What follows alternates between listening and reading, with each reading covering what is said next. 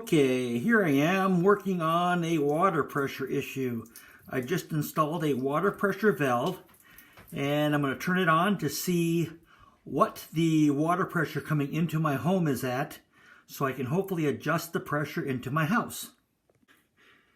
Okay, if it'll focus here, as you can see, I have about 75 pounds of pressure coming into my home. And now I'm going to go check and see what my pressure is after I get past my pressure reducing valve that the plumbing contractor I hired to put the new copper piping in set it at.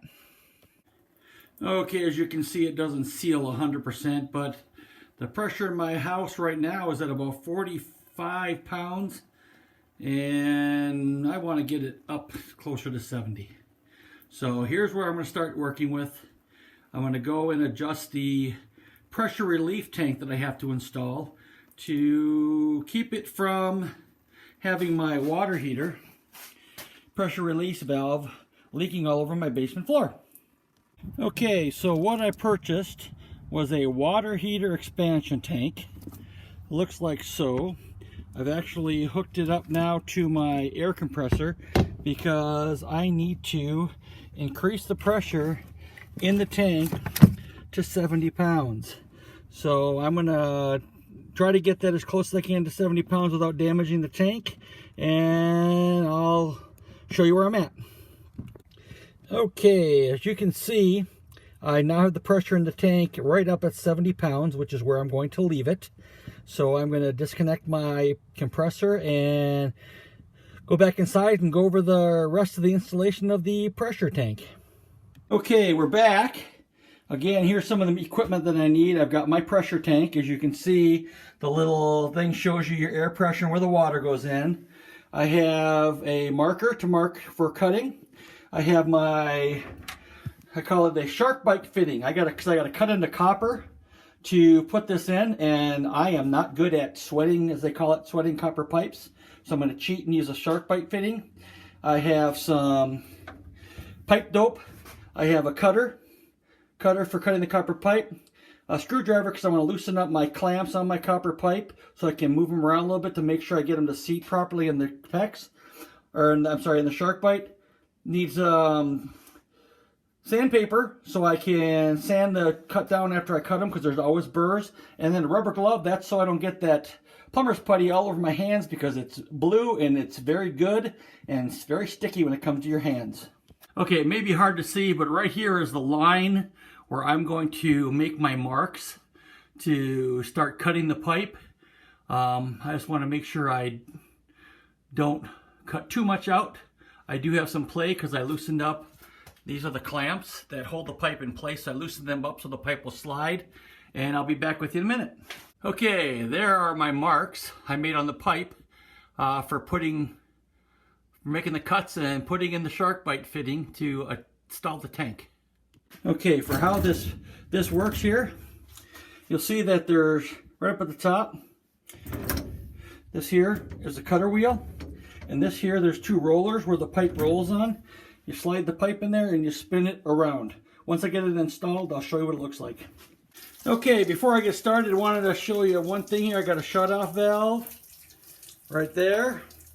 And down there, I had to make sure that I shut the water off before I start cutting. There's the tool mounted on the pipe, get ready to cut. But if you don't do that, you'll get soaking wet when it comes time to start cutting the pipe. And that I did it right. This is what it looks like when the valve is installed. Now I get to install the pressure tank. Okay, pressure tank has threading on the top. I need to put some plumber's putty on that to make sure that it doesn't leak at that point. Okay, as you can see, I've got the plumber's putty on, and now I'm going to go install the tank. With the tank in, I'm back up to about 50 pounds. Now it's time to go start adjusting the pressure in the house. I also had to turn down the temperature on the water heater per the instructions, so we'll see what we can do. Okay, so here is the pressure reducing valve. First thing I have to do is take and loosen this nut here, and then turn the screw clockwise in. So I'm going to get the screw loosened and I'll be back. You can see from the dial I've greatly increased the pressure in the house, probably by a little over 25, 30 pounds. So we'll see if that'll give us a little more water pressure. Okay, to go over a couple of things, mistakes that I made, maybe say, or errors.